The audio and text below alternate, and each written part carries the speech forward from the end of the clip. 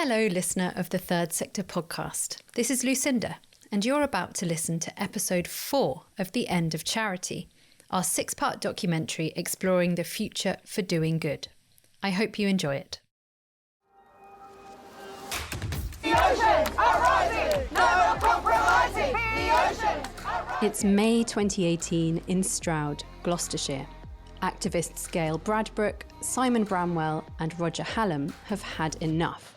Climate change is spinning out of control. In the first 11 days of the previous year, the US state of California received a quarter of its average annual rainfall. Australia suffered through a series of devastating heat waves, and temperatures near the North Pole were more than 10 degrees Fahrenheit above average in winter. The three decide that drawing attention to the crisis is just not working. They want to lead a movement that takes a different and radical approach. The plan? Mass civil disobedience. The name? Extinction Rebellion. And the first major act of the movement? Stage an occupation of the Greenpeace offices in London. We are doing this occupation of Greenpeace headquarters to ask you to take leadership on the climate breakdown and the extinction crisis.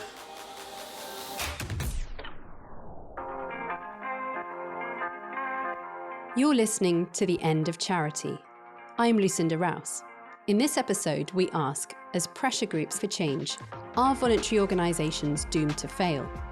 There's been a real attempt by some in politics to try and put charities in their place. We had that phrase from the charities minister about 10 years ago, who said that charities should stick to their knitting. And does the complicated relationship between charity and the government help or hinder the sector?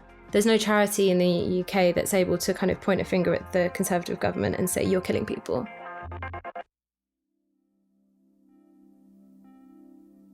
It was Extinction Rebellion that was first socialised, if you like, the use of the phrase climate and nature emergency. We weren't really using that phrase before then in the wider environment charity sector, and they made it right to do so. And that was a huge contribution. They definitely brought that sense of urgency. This is Craig Bennett, Chief Executive of the Wildlife Trusts, one of the biggest players in the wildlife charity arena, speaking on the Third Sector podcast last year. And I think in those first couple of years, a lot of the activities by Extinction Rebellion looked like something people wanted to be part of. They were very friendly and welcoming. It was good fun. And, some of those first protests in London was something that kind of grew with ever more people getting involved, and that was really good. To my mind, that's a kind of indication of what those activities can look like when done well.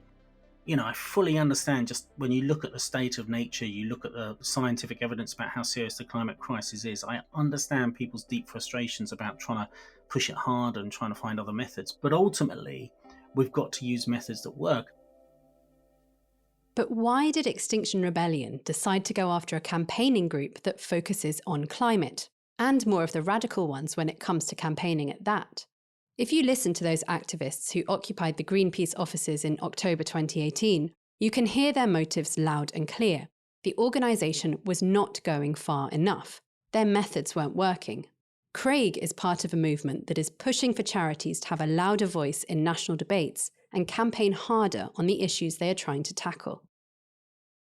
I think what we have to do is, as charities, as charity chief execs, is tell the truth about what's happening in society based on science and evidence that we find and our experience as charity leaders about this is what's happening. And that's not a party political decision to do so. That's us sharing our information, our expertise and our evidence to help inform the public debate. And we should not be scared of doing that as charity leaders. Tim Crosland was another founding member of Extinction Rebellion. When Third Sector interviewed him for a magazine feature 5 years ago, he said the movement had achieved more in its first 18 months than 3 decades of campaigning by established environmental groups. He believed the techniques charities used had become tired and tarnished, and their messages too simplistic. And when the Greenpeace occupation took place, it was in part because the chief executive at the time had refused to get involved in direct action. Janey Starling is co-director of the feminist campaigning organisation Level Up. Level Up is not a charity, but Janey previously spent several years working in the charity sector. Direct action groups have the benefit of being administratively and bureaucratically unconstrained. So they can be very bold in their messaging, they can move in a very agile way, they can uphold more anonymity for the people involved, so people feel more able to take, higher risk or potentially, arrestable actions to make a political point. And they ultimately can be more courageous. And I think direct action groups do a fantastic job of shifting political discourse and putting issues on the table and keeping issues on the table that I think charities have struggled to do, just because direct action is very agile and you can be really creative with it and you can be really bold and you can ultimately, disrupt. Charities are the opposite of disruptive.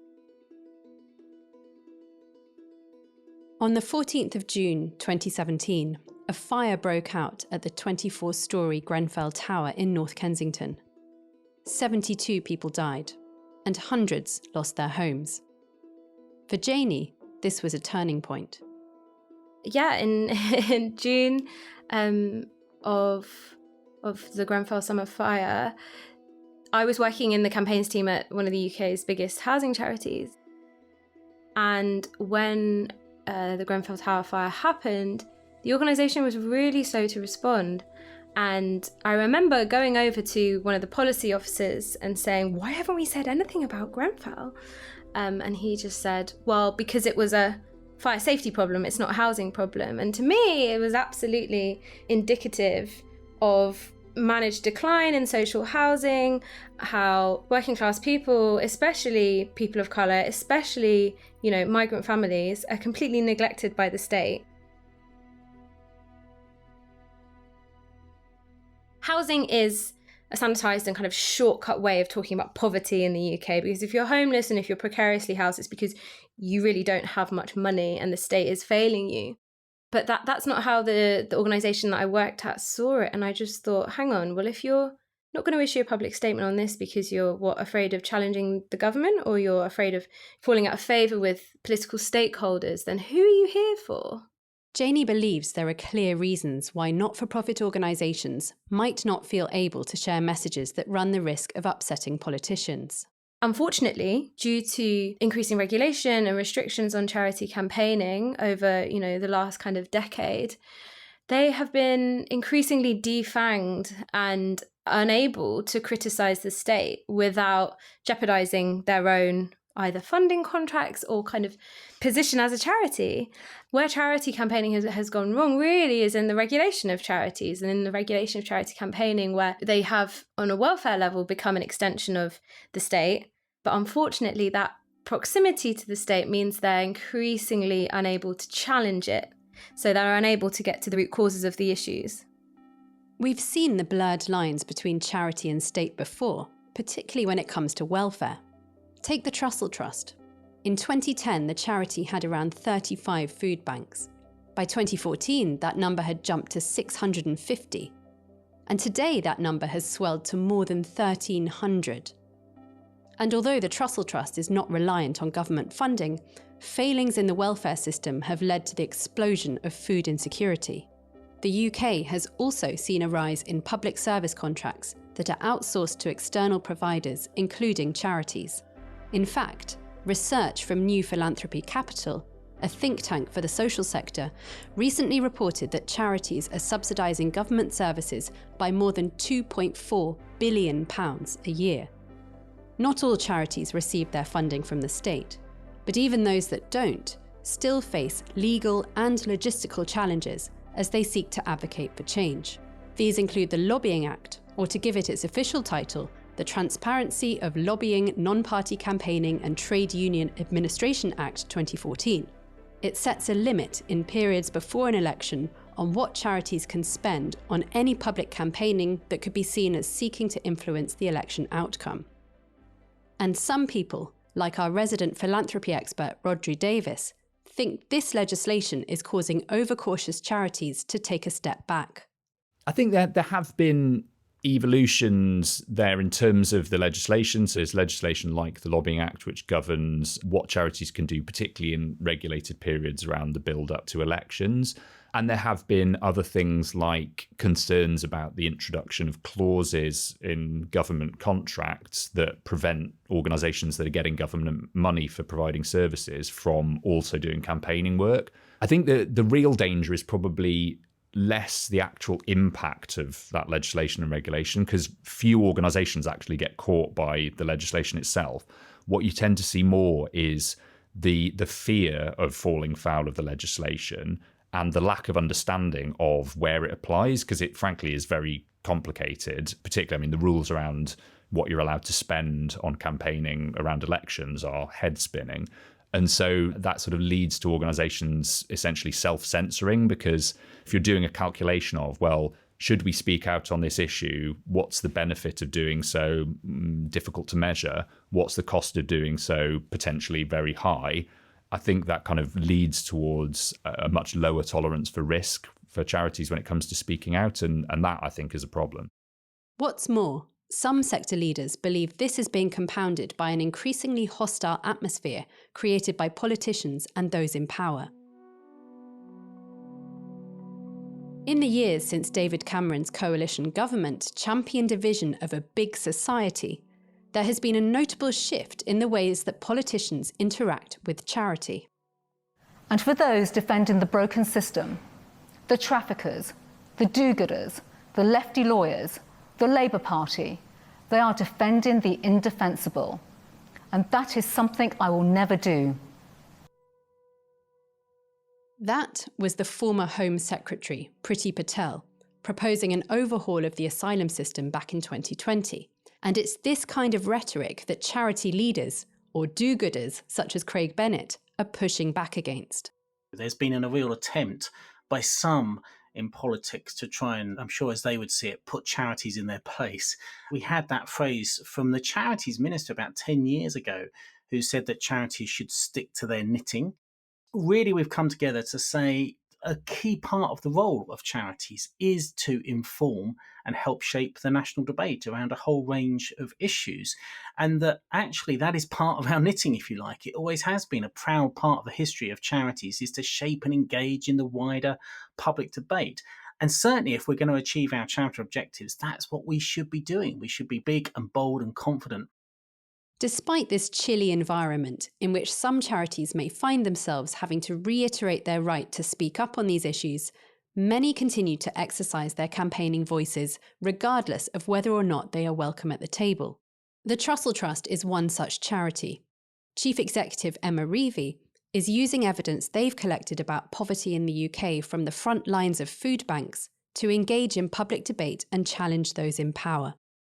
So for a number of years, Trussell has been compiling the data that's gathered by our food banks and then producing reports on what we're seeing on the front lines through our food banks, and then doing more in-depth research into what's causing people to have to come to food banks.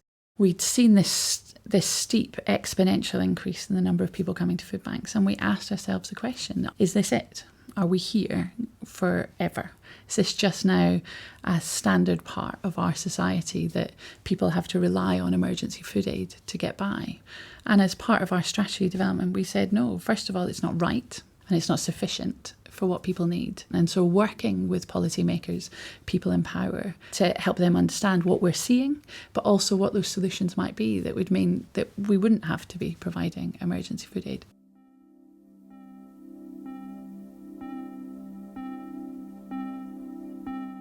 I think there's something incredibly powerful about charities speaking on these issues, because legally and entirely appropriately, we are required to be non-partisan.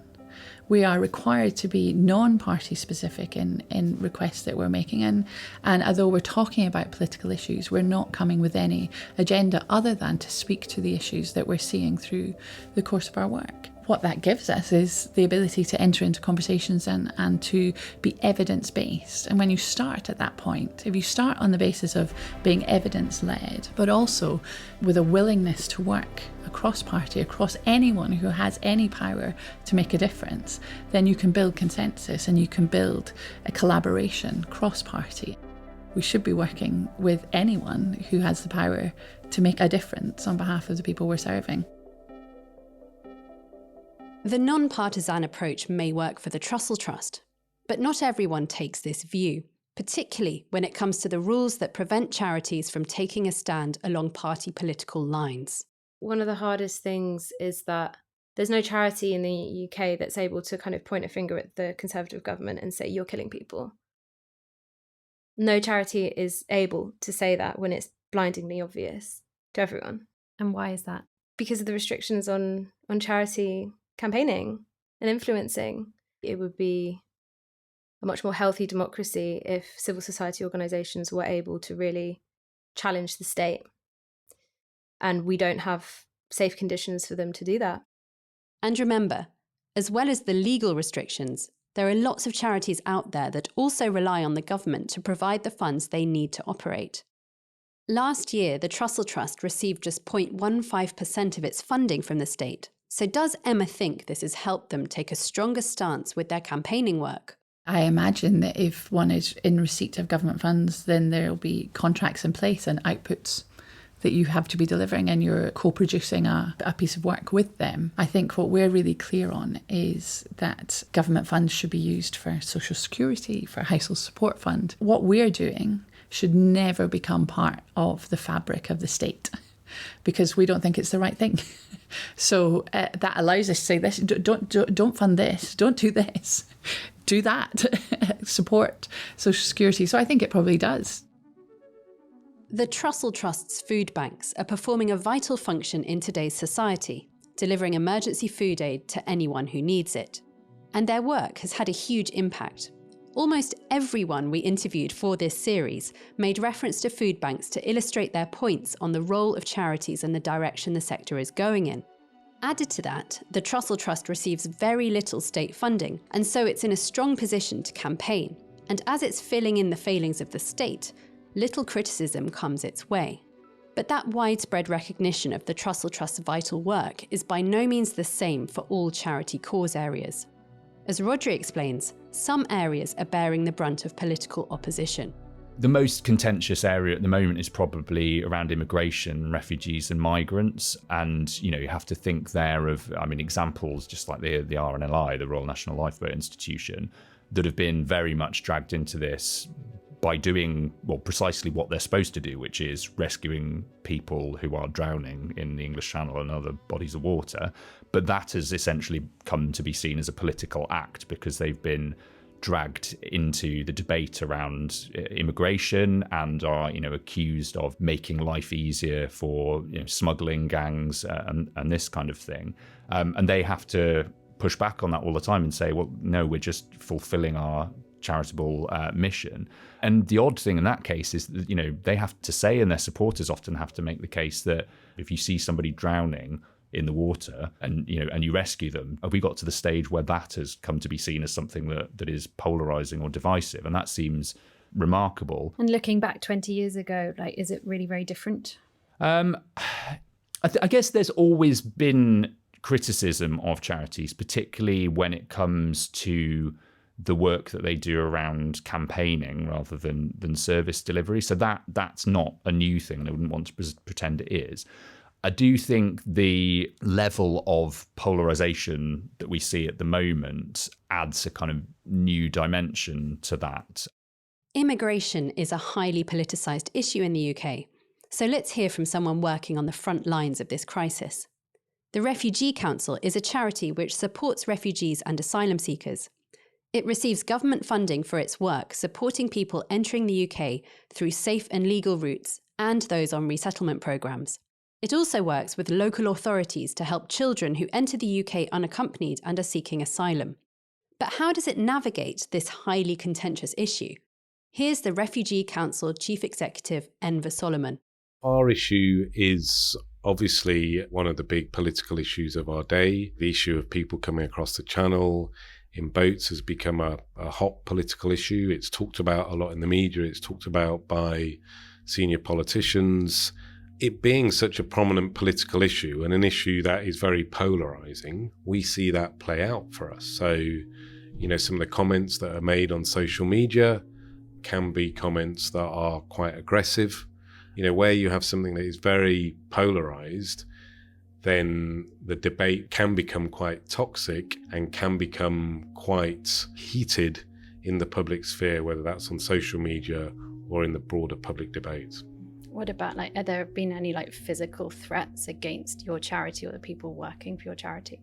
So we have had incidents where there have been things sent to our organisation that have been perceived as very, difficult and uncomfortable by staff. And the Refugee Council is far from the only charity to see anti-migrant sentiment turn into hostile action. In November 2021, a group of fishermen gathered on the beach in Hastings to block an RNLI lifeboat from attending an emergency call while shouting anti-migrant sentiments. And in early 2024, 8 men were sentenced over their involvement in a violent disorder outside a hotel in Knowsley, near Liverpool, which was housing asylum seekers. Workers at the refugee charity Care for Calais were on the ground at the time. They described being trapped in the hotel's car park, surrounded by hundreds of far-right protesters who had broken through police cordons and were hurling rocks and fireworks. Thick skin is clearly needed if you work for a charity tackling an issue as polarising as immigration. But like Emma and Craig, the Refugee Council's Enver feels that campaigning for change is a vital function of any charity and one that is respected in spite of the Refugee Council's public contracts, even if it's not in line with the government's policy direction. And we also see as part of our role to use the evidence from our services to present that evidence to government. And sometimes that might be evidence that might be perceived as critical, that might be perceived as more challenging. But I think it's widely recognised by the Charity Commission and all those that understand the role of charities that it's part and parcel of their job to take the evidence from their frontline practice and to use that to make the case for change. And that's what we do at the Refugee Council. Has there been any hostility towards your line coming from the Home Office? So I think that, it's perfectly understandable that sometimes we won't necessarily agree with what a Home Office minister chooses to do. But our role is never to personalise it, is never to get into a position where we're having a unnecessary public argument, but to position ourselves as presenting the evidence from our frontline practice to make the case for change. We're in a year of political flux, with an election looming and a potential new government around the corner. I asked Enver whether he felt this could serve as a moment of reset, both for immigration policy and the broader charity-state relationship. Well, I think it's particularly noticeable that we have one clear dividing line between the opposition and government, and that's over the Rwanda policy. The government is committed to it. The opposition has said that it would scrap it. And I think that is a clear dividing line. And if the opposition were to enter government and follow through on that, that would make a significant difference. So, of course, there will be a difference. And I think that whenever there is a big political change, there may well be a big political change if there's a new government with a large majority, there's a huge opportunity for the voluntary sector to actually grasp that opportunity and to really push for change. But equally, there's a risk that it may not happen. So if you look at Scotland, for example, if you look at what's happened with the Scottish National Party, I think a lot of the voluntary sector in Scotland thought that there would be huge social change, and there hasn't necessarily been. And I think that tells a lesson that just because you might have a change in government that the voluntary sector might perceive to be a more progressive government, it doesn't necessarily mean that there will be the progressive change you hope for.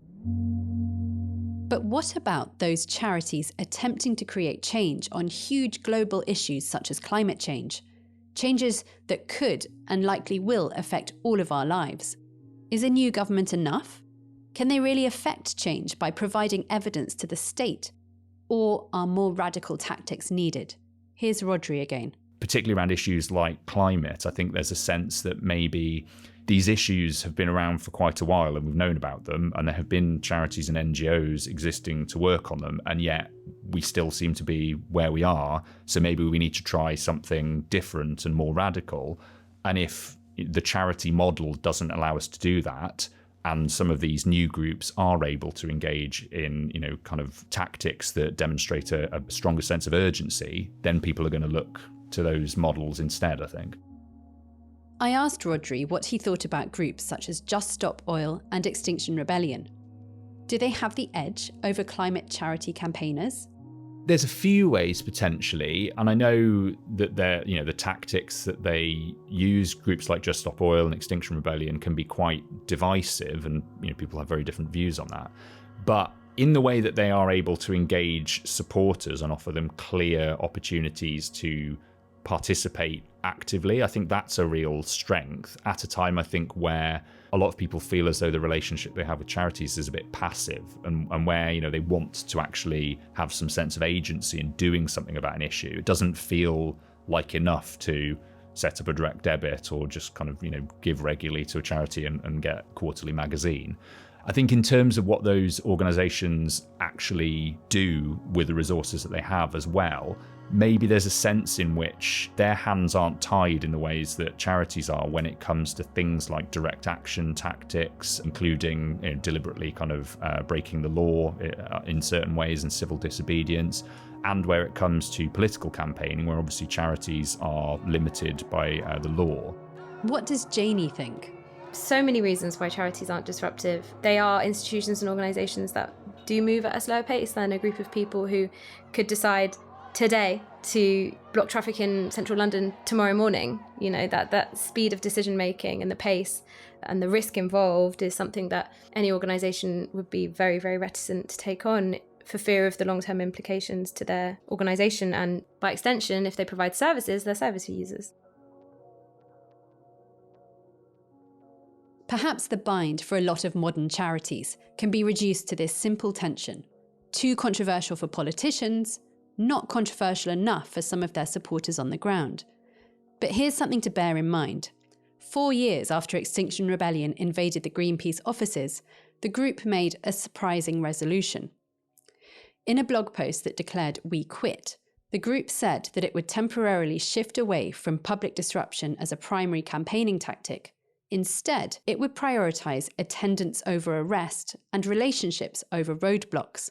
The group held 4 days of action at Parliament Square last spring, supported by organisations including Friends of the Earth and Greenpeace. Maybe the movement is looking to be a bit more charitable in its strategy going ahead. But why the change? Direct action had raised the alarm, Extinction Rebellion said. What's needed now most is to disrupt the abuse of power and imbalance, to bring about a transition to a fair society that works together to end the fossil fuel era. Yes, power. Who holds it? Who doesn't? And what can be done to disrupt those dynamics within the structures of modern charity? Join us in the next episode as we explore power in the sector. We were dealing with a great British institution. It was a household name. It was going to be a huge story. We'll be looking deeper into power imbalances between charities, their donors, and the people they exist to serve. If they have all the solutions to my problems, who am I to tell them when I'm uncomfortable? Who am I to refuse when they call me into the room? Who am I to say something when I feel violated? Who should have the power? And how do we, as a sector, give it to them? We need to put the resources around it, and we need to structure it, and we need to protect it in order to happen. The End of Charity is brought to you by Third Sector, the UK's leading title for the voluntary and not-for-profit sector. It was written and presented by me, Lucinda Rouse, and edited by Emily Burt. The producer was Ollie Peart at Rethink Audio. And special thanks to Rebecca Cooney, who devised the original concept for the series. We hope you've enjoyed listening so far. And if you have enjoyed the series, there are 3 simple ways that you could support us. Firstly, you could spread the word to others who might be interested in the End of Charity but haven't found us yet. And if you'd like to go the extra mile, Leaving a positive rating or review on your preferred podcast platform would really help us. We'd love to hear your feedback on the series. Thank you for listening.